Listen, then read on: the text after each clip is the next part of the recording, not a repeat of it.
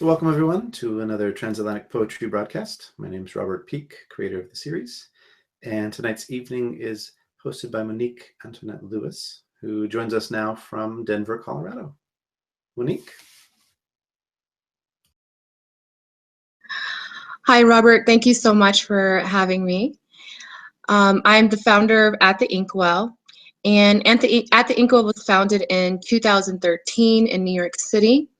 And I created At the Inkwell to support published authors through book reviews, feature articles, and primarily our literary reading series. Today, we've grown from New York to Seattle, San Francisco, Denver, Richmond, Virginia, and London. And today I have with me Loren Kleinman out of Union City, New Jersey, and Suzi Q from Denver, Colorado. First up, we're going to have Loren read, followed by Suzi, and then we'll open it up to our listeners for Q&A. So with that, we'll begin with Loren Kleinman. Loren is an American-born poet and writer with roots in New Jersey. Her writing explores the results of love and loss and how both themes affect an individual's internal and external voice. Her poetry has appeared in the New York Times, Drunken Boat, The Moth, Domestic Cherry, Blue Lake Review, Columbia Journal, Stony Thursday Anthology, and more. Loren was the recipient of the Spire Press Poetry Prize, as well as a Pushcart Prize nominee. She's also a 2004 Nimrod Pablo Neruda Prize finalist for poetry. Her collections include Flamenco Sketches, The Dark Cave Between My Ribs, Breakable Things, and Stay With Me a While. Her debut novel, This Way to Forever, was released in August of last year. She also recently finished a memoir called The Woman with a Million Hearts, which was also recently published. And with that, Loren is going to read today from Breakable Things, Stay With Me a While, The Dark Cave Between My Ribs, and her new collection, This Is Love. Loren? Thank you so much, Monique. I'm really, really excited to be here, and I can't believe I am, transatlantic right now, if you will. So I'm going to start reading a little bit from my newest collection right now called This Is Love, The Fire at the Center of the Forest. On walking past the sycamore, someone is always buying something, a lamb, a book deal, an election. I think they're called martyrs, the ones that died for their own happiness. And does it matter? There's no explanation for the long salt trail leading to no country, no home. Today is just another day. The sycamore outside is losing its leaves. How I love to watch it die and walk past its crooked branches, a few months of history I cannot buy, I cannot own, ever. Must be the full moon. The sun shines through the window pane. The sound of the bird and the fly in the windy grove beats the side of the house. He left his hair knotted in the brush, a season stuck in the hollow light of itself, in the distance between him and me and the stars and the moon and the rush of willow leaf. The dreams sway inside me, a foggy midnight in the crippled eye of the storm. I loved him then, over the hills and beyond the sloped sidewalk in front of his father's front door. I loved him more than the cracks in the pavement, the broken shingle, the tired dog, the lazy slug stuck to a leaf and twig. I loved him the way the wind drifts over the maple. Such a wonderful day to love this much, to eat its chaos, to hurt into oblivion, to have no tears, no shoes, no stars to fill the sky.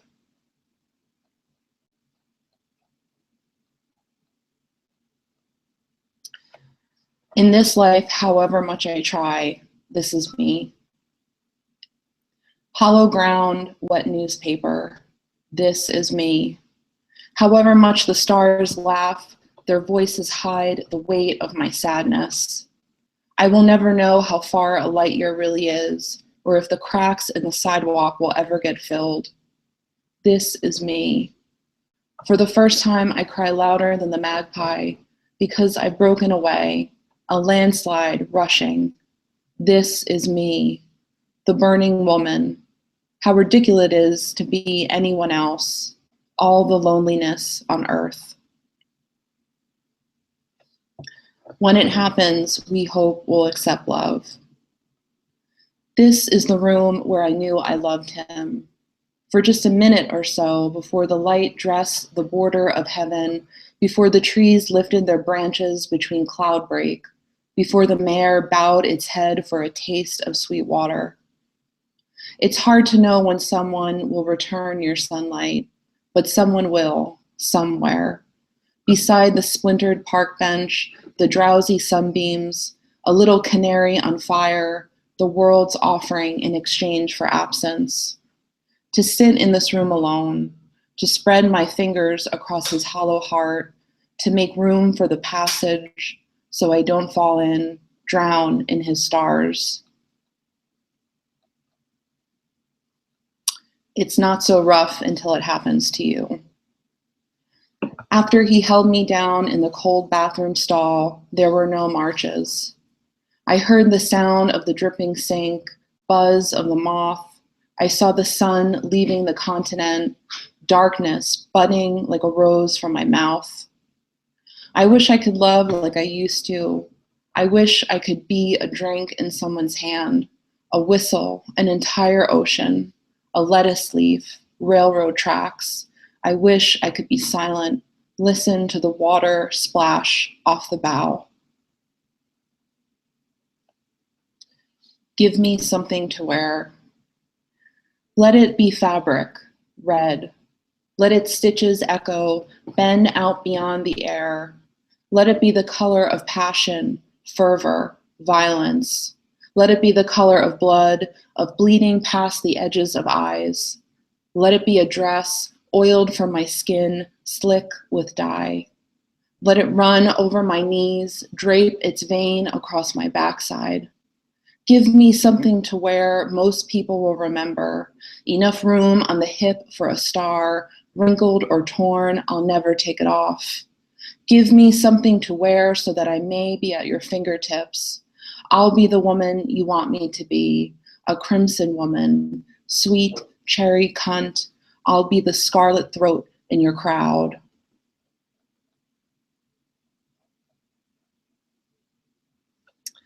This is how loss tastes. Dirt and water, acidic, metallic and stiff, artichoke juice, rotten shellfish, a gutted worm, and death. A peeled and pitted heart, a bitter grape, copper I like best, or morning breath, or sunflower seeds. Loss tastes like whiskey, burnt tire, and Brussels sprouts. Love, maybe dead cat, or vomit, or leather. No, it's ocean water. The salt stings your tongue. It's the last time you'll taste presence, a gust of wind in your throat. Naked. I'm not one of those women without a country. I'm not a tool waiting for a hand, copper on the ground. I'm not a tiny bone in a flat grave or a lamb of God. I'm neither a hide or a chain or a crabapple, a garden or a tree. I'm not a hollowed head or a lilac, a pretty little virgin. Bullshit.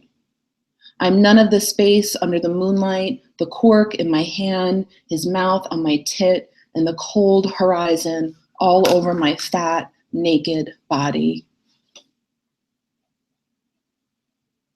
And I'll read two more. Love is an owl cry in the night. Today is like no other before.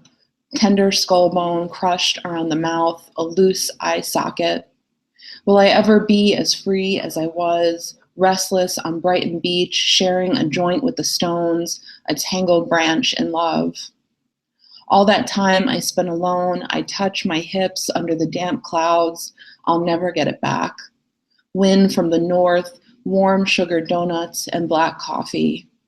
And the wet air in my teeth, numb ache throb too far into the root, miles of stretched land against the coast and the sea, smooth, clear, passes by everywhere I go, an open sigh, an owl cry in the night.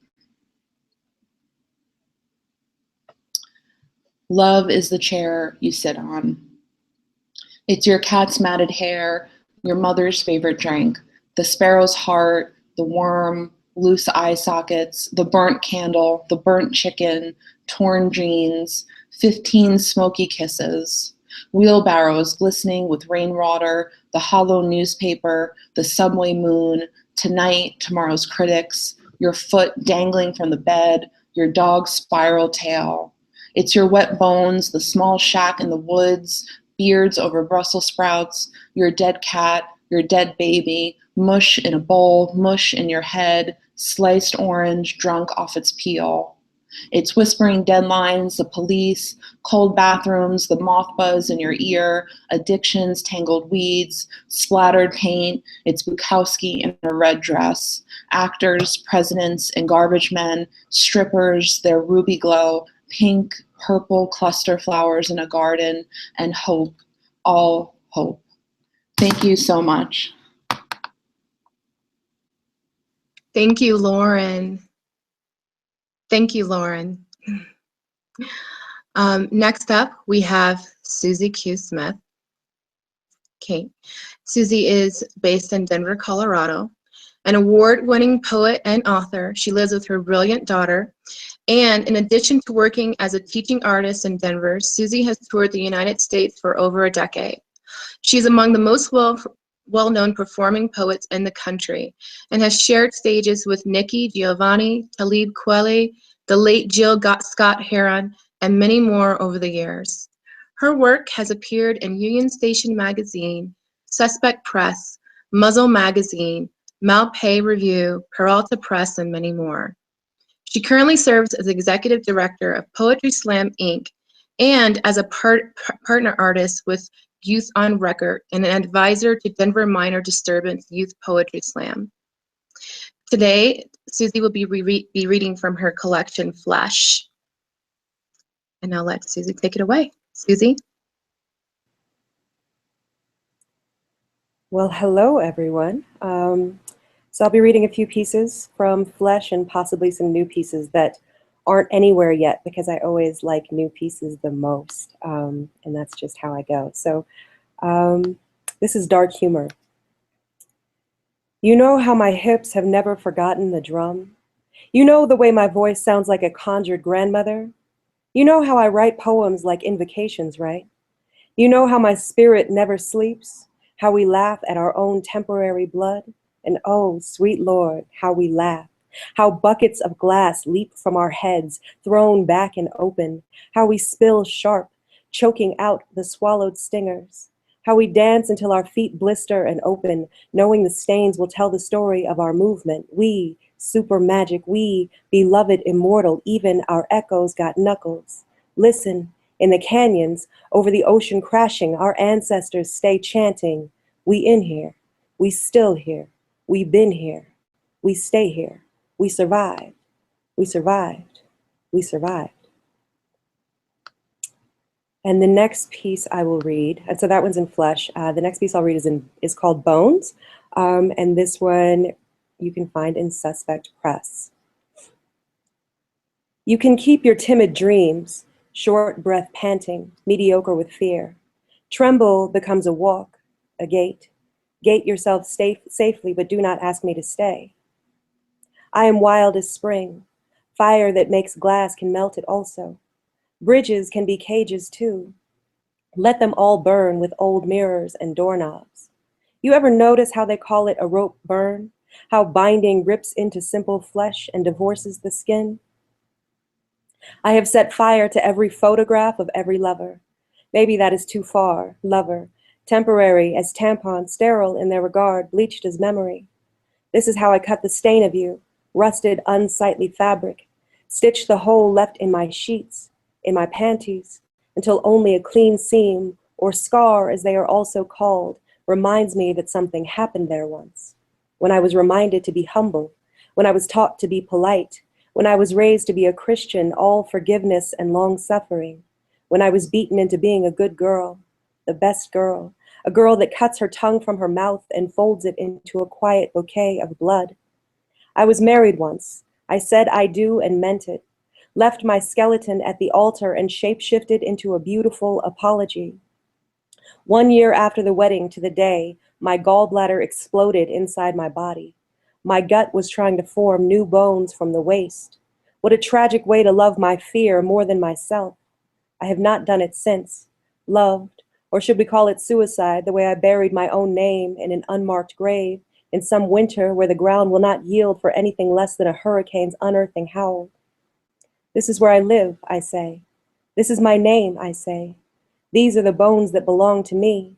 Some of them are yours. And this piece is newish, and it's called Mustangs.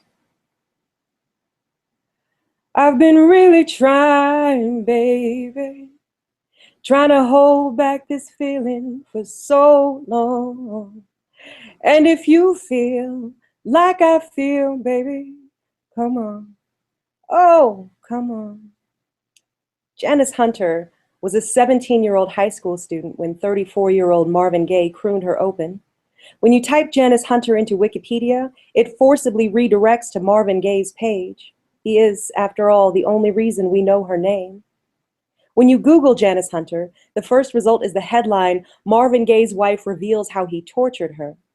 She still speaks of loving him. Does she still have a name?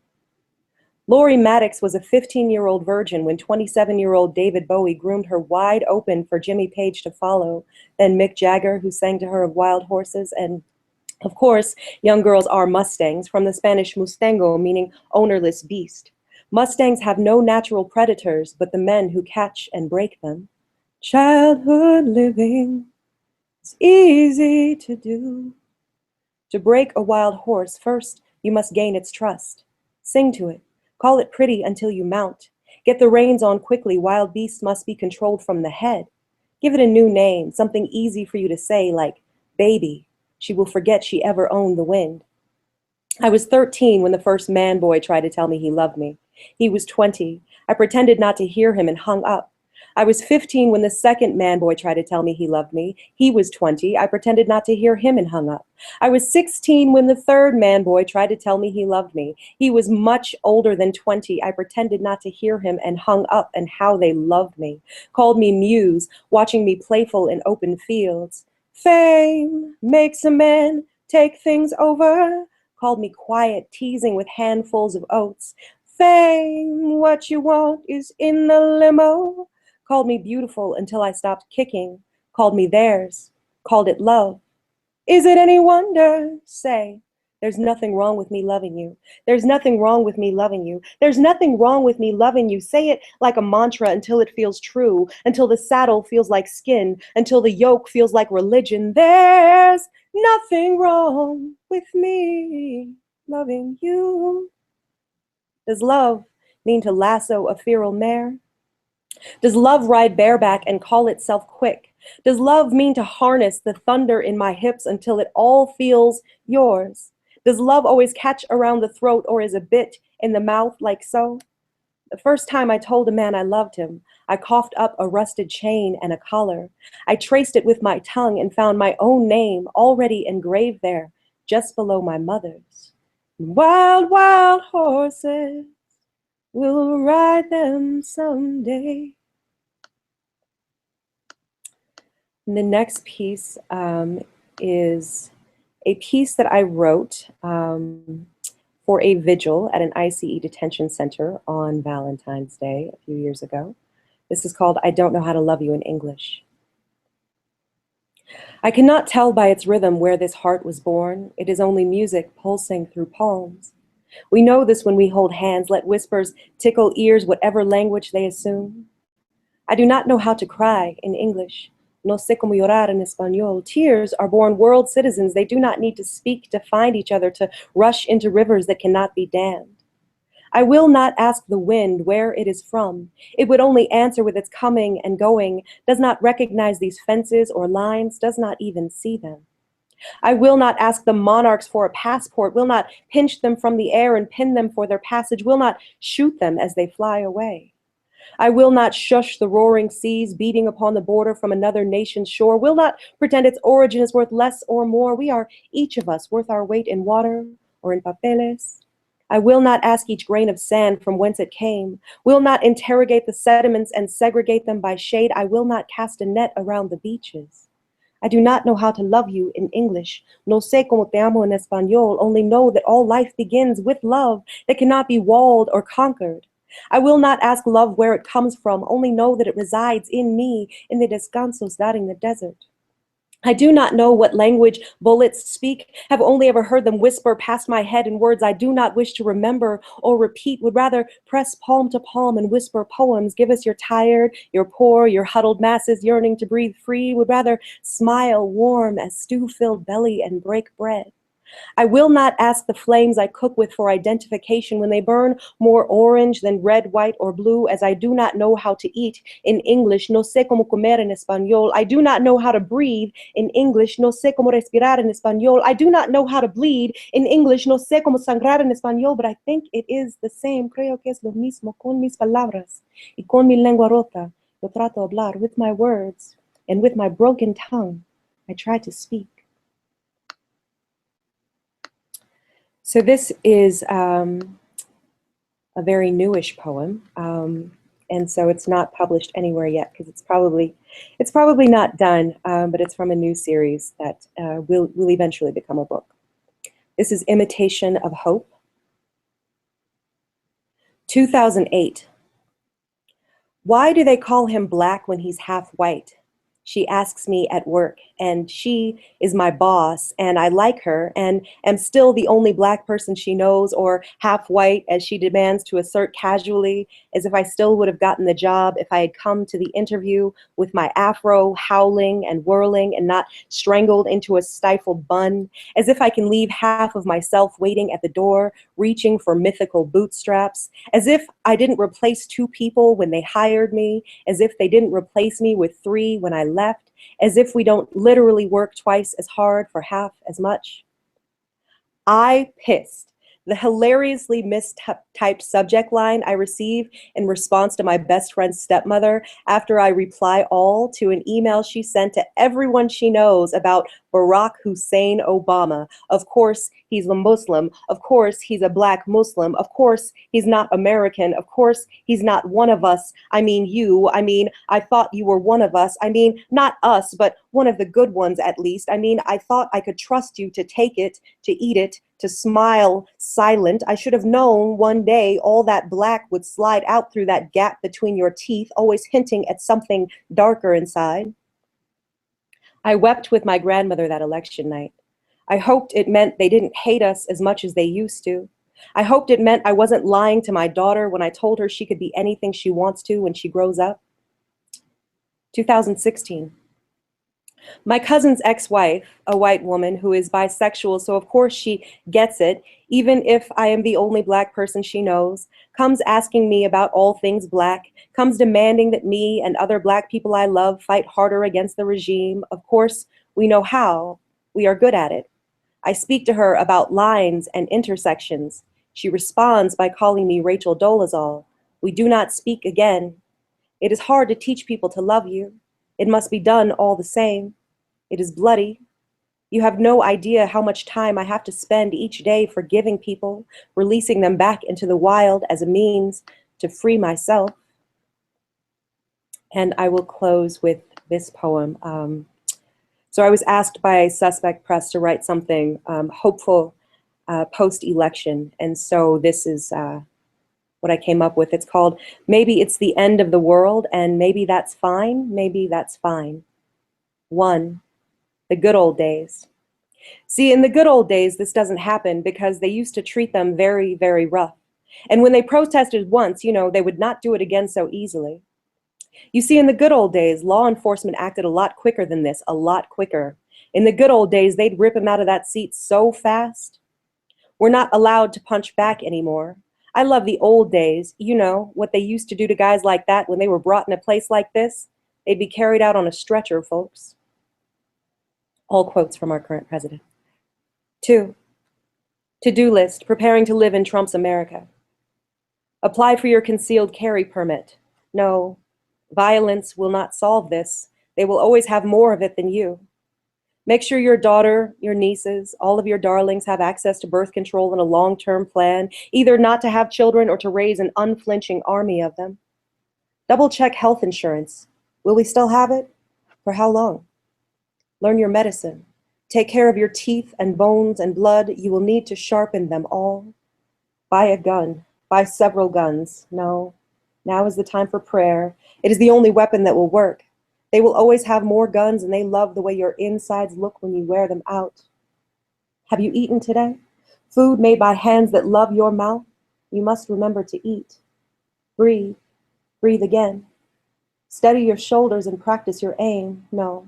Remember the order of succession: President, Vice President, Speaker of the House, Secretary of State. Make something honest with your body every day. An arc, an afro, a dress, a song, a stew, a poem, a prayer, a spell, a belt, a slingshot, a howl, a hurricane. Gather your tribes. Remember the places you have created to exist together, the landscapes in your chest where all of their names are written, the ledges within them offering you shelter. They are all still there. This is still the world. Breathe. Breathe again. 3. We will be ourselves and free or die in the attempt. Harriet Tubman was not our great-grandmother for nothing. Alice Walker. I have survived the good old days. I have survived my own memories. I have survived 37 Colorado winters. I have survived poverty and its shame. I have survived 1,000 closed doors and cages. I have survived my choices. I have survived 7th grade. I have survived bad hair and awkward clothes. I have survived beauty. I have survived weight gained and lost. I have survived bodies in mine and out. I have survived hands. I have survived loss. I have survived violence. I have survived my own attempt at murder. I have survived racism. I have survived single motherhood. I have survived statistics. I have survived patriarchy. I have survived men who pretend to know more about God than I do. I have survived phony God. I have survived love. I have survived marriage. I have survived sin. I have survived forgiveness. I have survived divorce. I have survived my own worst impulses. I have survived unexpected knocks at the door and uninvited telephone calls. I have survived the police. I have survived the reasons I have called police. I have survived America. I will survive this. I will survive this. And That was that was very beautiful. Thank you so much, Suzi. Thank you so much, Loren. I enjoyed both your readings. Before we get started with some questions from me, one of the questions that we have here is that there was a lot of musicality in both of your poems, your selections that you read. And so I'd like to know in what way, I would like to know, how has music influenced your writing? Suzi, let's start with you, and then Loren will go to you. What way has music influenced your writing? Well, I think, I mean, it's pretty clear in Mustangs, right, that's very specifically based on a lot of music that has influenced me. I'm also a singer-songwriter, but I grew up around a piano. I grew up singing, and so it's a huge part of who I am. Music works its way into many of my poems, and I'm not really sure how to separate the two. They live in the same world for me, and I think they're both sort of born collectively. So you'll find that I do sing in a lot of my work because they come from the same place. All right. And Loren, how has music influenced your writing? You know, it's interesting because while I love listening to music, I don't know if it's really influence my writing in the way that the other music of other writers' poetry has, or the other music of other kinds of writers have had. So I think, for me, it's kind of really listening to the musicality of the line, especially in poetry, since you really only have you're not really working with prose if you're working with prose poetry in that sense. So I think the musicality for me of a line really especially in poetry, really falls in with the image that you're creating for the reader. I think that the kinds of words that you're using to describe a particular image. So I think for me, like other writers, like like Maya Angelou or Charles Wright or Sharon Olds, I think there's a really beautiful musicality in all of those poems, even if you can't really. It's not musical in the sense of like being literally musical, if you will. All right. Loren, this next question is for you. A lot of your poems is about love and falling in love and falling out of love, and Suzi, yours as well. But Loren, I noticed that particularly with breakable things, you look at a certain kind of angle of love in a way of how we obsess with each other. I'd love for you to talk more about that collection and in what way had Breakable Things influenced your latest collection, This Is Love? That's a really hard question. I think like I look at love also in the sense of like survival stories. I think stories of survival are really of interest to me. And while I'm not always, writing about myself all the time, I think I'm finding different types of love and different kinds of things that I do write. So with Breakable Things, I think like all of my books in a way are kind of a part of this series, if you will, where they're all kind of responding to the last question that was left off in the last book. So I think, for example, with the first book that I wrote in terms of The Dark Cave Between My Ribs, that was sort of, like this elegy to love in the sense of, not in the sense of like love conquers all, heals all, but in the way that it's also a big part of the healing process. And I think that when I got into Breakable Things, I think it was sort of the healing process in terms of, that I've kind of reached this higher level of that healing process in terms of love. And then, going into Stay With Me a While, where I'm kind of looking at the prose poem and really looking at the narratives or the trauma narratives, if you will, or the survival narratives, if you will, and how they relate to love, whether that be, art or friendship or a relationship or whatever that might be. And then this particular start of this collection was interesting, like really inspired by, a lot of Buddhist writings. So I think I kind of took that up when, especially in this book, a lot of it looks at different breathing exercises or breathing practices.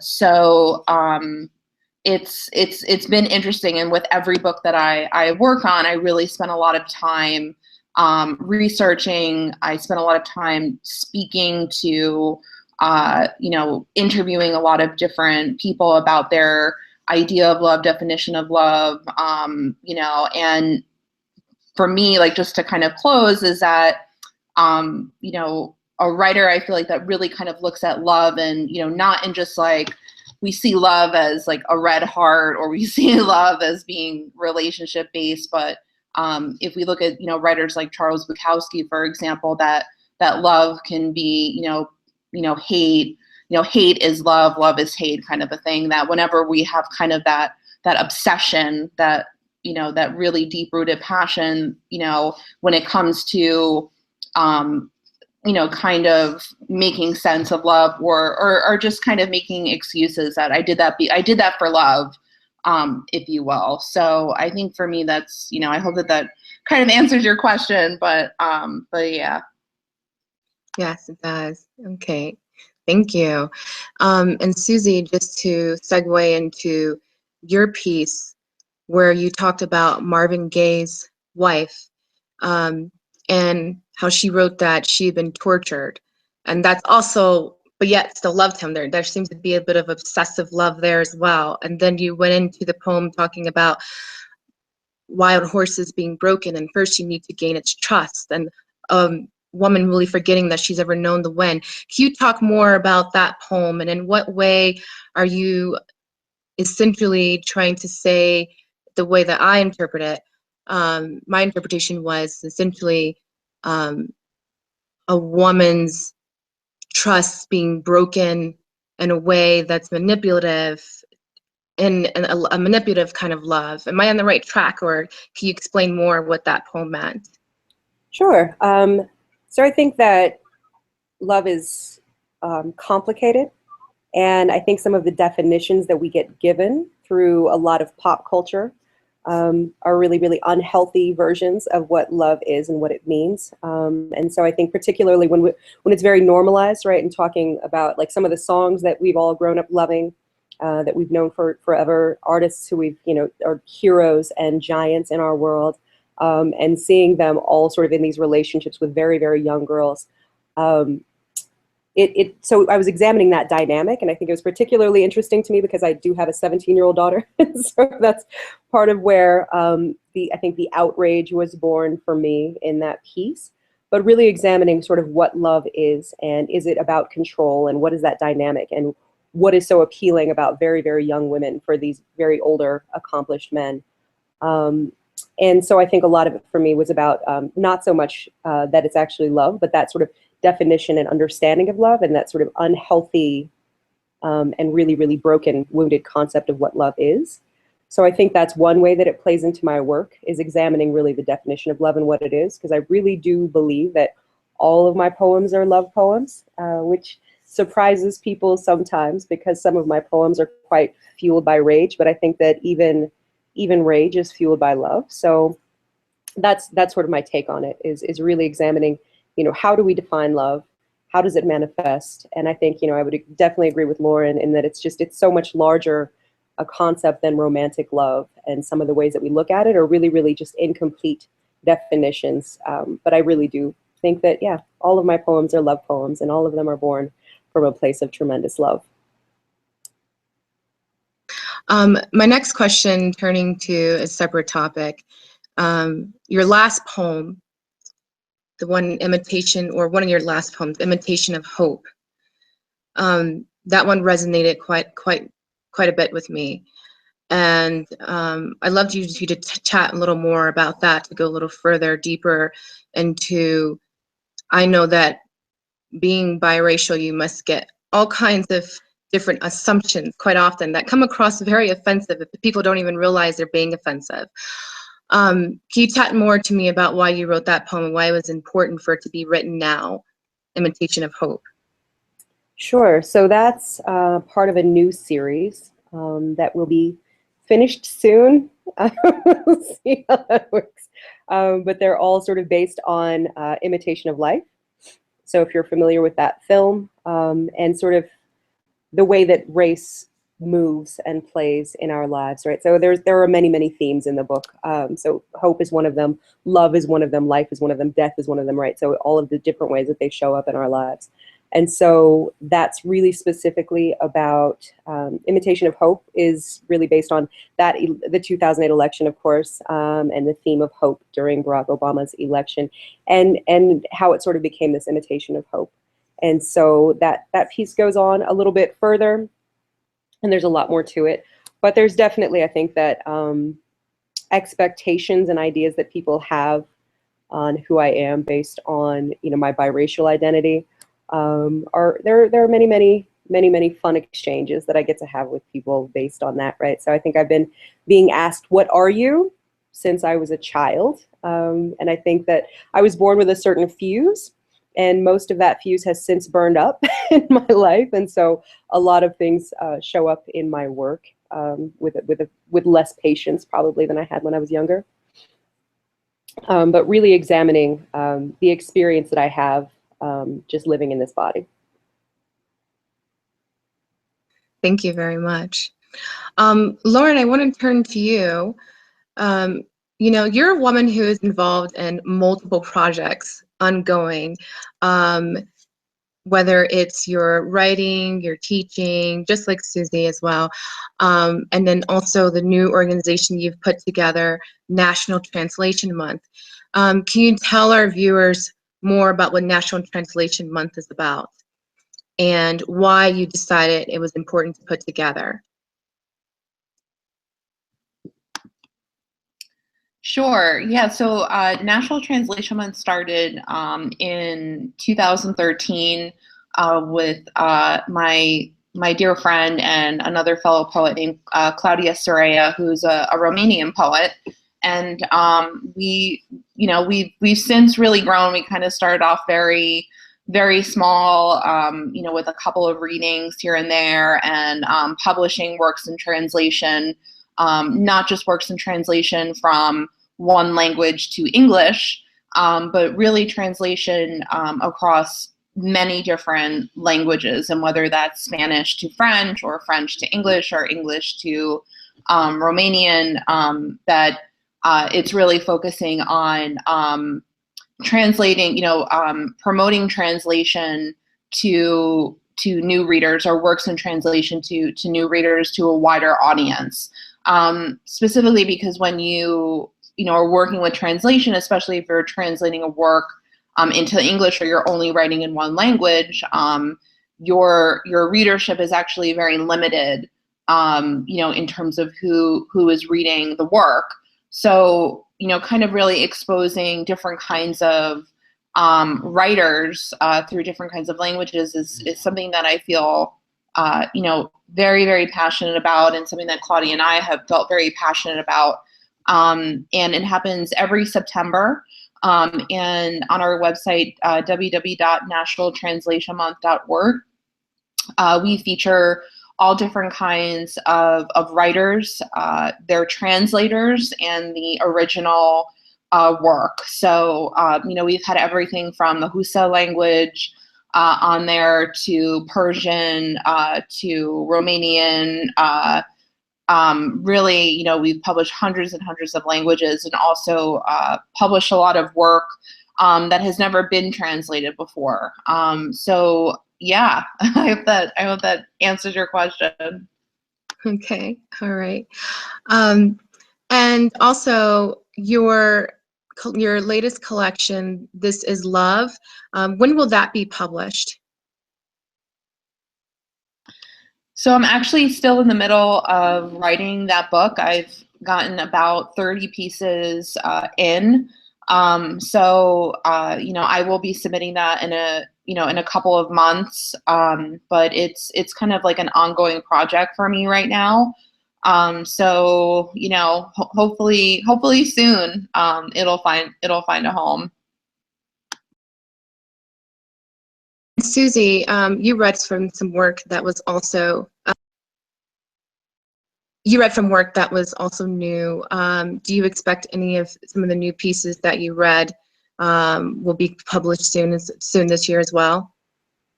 We hope. So the first step really is finishing the series, and so that's me. Once I really feel comfortable with it, then hopefully I'll find a publisher who likes it as much as I do, and we'll see what happens with it. But I think that, as writers, we all know that rejection is a very normal part of our lives. So it's super possible that, I will be in love with these pieces and other people won't. So we never really know what's going to happen. I do my best with writing, and it kind of goes from there. Pieces that I think are my favorite are oftentimes only my favorite. Pieces that I would barely take a second look at, end up being the ones that other people like a lot. So I never really know. I'll start once it's finished, which I am hoping by the end of next month, I'll be finished. It's written, and now I'm just sort of deep in the editing and re-editing process. So once that part is done, then we begin the submission game, and we'll see what happens. On that note, I'd like to just get some thoughts from you in regards to giving other writers and poets encouragement. Because both of you have been through this for many years with submitting, but I know that some writers will really just burn out. And what are some words of encouragement that you often tell other poets when they're trying to seek publication? Suzi, we'll start with you. Okay. Well, I would say, one thing, don't take rejection personally, and don't let it stop you. One thing that has been really helpful for me the last couple of years, so I started a group with some friends of mine that's called the Jerk Life's Rejects Club. And it's basically an annual race to see who can get the most rejections. And the person at the end of the year wins. With the person who has the most rejections wins. So everyone else has to throw them a party or buy them dinner or something along those lines. And so we communicate our rejections with each other regularly. And sometimes it's tremendously helpful, actually. It started sort of as a joke, and it's become a real thing. And there are times that I've received rejections that I didn't expect, where I really thought like this was a shoo-in and didn't get it. And it sucks really bad. And then I can go into the group and talk with the friends and be like, but I got one more up on you guys, so I'm kind of winning. So it makes a game of the rejection, and it helps, I think, all of us to take it a little, take it in stride. So I would say, try that. Find ways to just make peace with rejection and trust your writing. Right. Loren, what are some of the mistakes that new writers make when they're trying to seek publication, and what advice would you give for other poets as well? There are so many mistakes that I still make, but a couple of things. I think there are a couple of things, right? So I really want to urge to not, don't take networking for granted. Don't take professionalism for granted. Don't, and I'm saying don't ever do this, but I think you have to kind of go through the experience of it. But I really recommend always to read the publication that you're submitting to, because while you might have read 2 or 3 poems or whatever, and then you want to submit to it, it's like you really need to know what who you're submitting to, especially I know for myself, when when we do National Translation Month, we receive a lot of submissions, and the one thing that I don't put it against the writer, because I know everybody is super busy and that's just how it is, but I think the worst thing that you can do is when you send a submission, you go, "Dear editor." I think that you really should be doing your research, and you should absolutely know who that editor that you're submitting to is and why you think you would be a really great fit, for that particular journal. Always do your research. I think the worst thing that you could do is do those mass submission mailers kind of a thing, where you have the same form letter for absolutely every submission. And I really think that it's important to kind of customize some of your submissions and really get into the, really treat it like a job, in the sense that, create a submission calendar, track the submissions that you're sending out, the kinds of rejections, which magazines are you getting those rejections from. Another thing is, if you don't hear back, don't call them. And I know it sounds really silly, but professionalism. I think it's something that I really wish that I kind of had drilled into me very early on. But the worst thing you can do is just not read the submission guidelines, right? So if you're submitting something and they say they want a PDF and you submit a Word doc, that's, if somebody is submitting 300, if there are 300 submissions to that journal, I don't know if that particular editor is really going to want to waste their time. So it's kind of really viewing the editor's time as precious time, and then also saving yourself time in the sense that you're just not doing these cold submissions with, you've got to be a little bit strategic about where you're going to focus your time and your energy. One of our listeners, one of our viewers just said it's really encouraging to hear how common rejection is. So thank you both so much for talking about that, discussing that process. In terms of your inspiration for the project you're working on or the new collections that you're working on, I know, Loren, you and Susan, you both touched a little bit about what influences your writing. But I'd love to get just a little more background about the collections that you may have in mind that you haven't worked on yet, or you have wanted to get to, and some of the themes that you would like to explore that you haven't touched upon in your writing in the past. I know that's kind of a long question, but Suzi, we'll start with you. Okay. So there is definitely a collection that I have in my mind that keeps being sort of on the to-do list, and then other poems that I guess are apparently more urgent for my heart right now come forward, and so it still hasn't been written. So I've got like outlines and drafts, but essentially I'm really, really fascinated with Medusa, and so I'd like to write a collection of pieces that are based on the Medusa mythology in her voice, and as a contemporary person, and kind of identifying how she would fit today and how she's still present and how that mythology still shows up. So definitely like a lot of classic literature and mythology and the ways that it's still contemporary. So that's still in the queue. Okay, and Loren, your thoughts? So right now, I'm kind of doing some work with a director named Jamie Ekins, and we're doing kind of like this series of short films that focus on survival, different kinds of survival stories. I think one of the things I've been wanting to do, not just with poetry, but I was listening to the radio one day and there was a big conversation about what it means to be pro-choice and be pro-life, and this one is bad and this one's worse. And there was a caller that called up, and it really stuck with me, and it was about the conversation was really centered around survivors of abortion, and I was like, how could that be possible, right? But the point that they brought up was, that during the 50s there were a series of instances where women were getting pregnant and the father didn't want them or the mother didn't want them, and they were literally throwing themselves down the stairs hoping that would abort the child.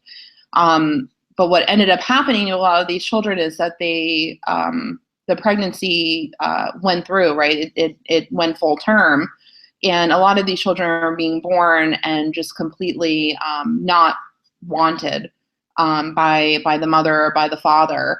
And one of those survivors actually called up and was explaining this whole story and really talking about how he doesn't even want to tell his children, partly because if he tells them, then they're going to think that they weren't wanted, partly because their father wasn't wanted because their grandfather didn't want them. And it was incredibly a really powerful story and a really interesting perspective in the sense that I think that's a conversation that hasn't really been addressed yet, or even talked about, or even given some sight, really. And that's something that I'd really like to continue exploring and continue talking about. Hopefully in another personal essay that will result in another short. And I was really, really interested in it, partly because one of the statistics out there is that it takes a family over 3 generations to actually get over something like this. And I thought that was a really powerful statistic. And I hope that we can really work to kind of share another angle on the pro-life, pro-choice conversation. Wow, thank you so much. I like both of your new projects. Completely different ideas. I love both of your ideas of the new things that you're exploring in your writing. It's really pushing and challenging yourself into new areas that you haven't delved into in your writing. And my last question, we only have just a couple of minutes left to go, a few minutes before I have to turn it back over to Robert. I just want to segue into top of that. In what way should writers always be trying to push the envelope in their writing? Why should they always continue to challenge themselves and pushing the envelope?